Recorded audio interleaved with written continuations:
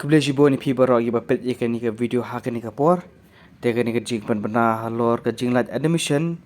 Ya ni ke B.Ed course ke ba Arsnam hang tai hapo College of Teacher Education PGT ke bena pola im kra hapo Shillong.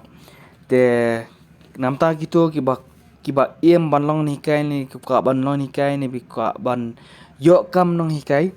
Te ni ke dika course mta jong pi ba pinat puli hadien ba pila dap ya ka BA lah ni BCom lah ni BSc lah ni kino ki balong equivalent bat ka bachelor degree ma.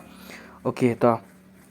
Te kuma julong hagi ni misnam baladap ki seat kilat kumba san pautli egi seats.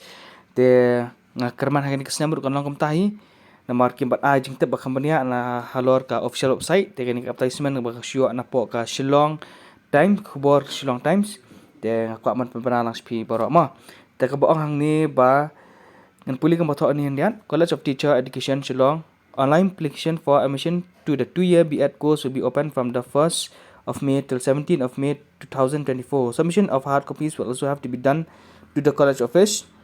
Detail regarding criteria is available in the college website.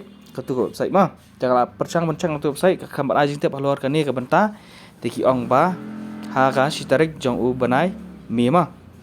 Okay.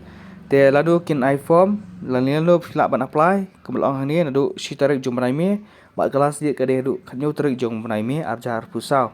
Te kadu tli ki form ki sei ai kom balong ha ki ni snam baladap ki form ki pelat kumba san spa tli ndrei pat nambar ba ki bon pat kinong apply te ki form ki lalut no dari ki bon ki bampat yo ban apply nambar ba ki lalut no ki form te ki la extend biang ya ka tarik ban apply bekumju ru iki form dah ka ba ki pelat no ban apply online te kala tam ya ka san spa te kerman ha ni ka kenti mentaru kan long kumta ken ya ka online application ringkat bat ka bang ya ban submit ru iki hard copies kambal ang ni submission of hard copies will also have to be done to the college office.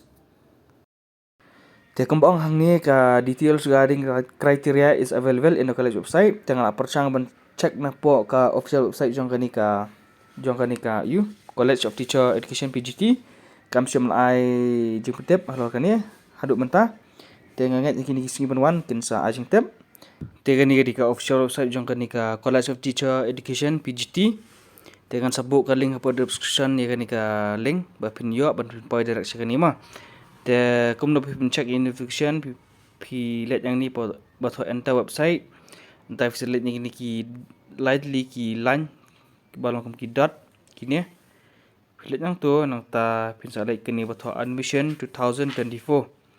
Ti bisa klik ke tu nang ta bisa klik kini ba kabanikong admission notice and instruction. Okay, bisa klik nang tu.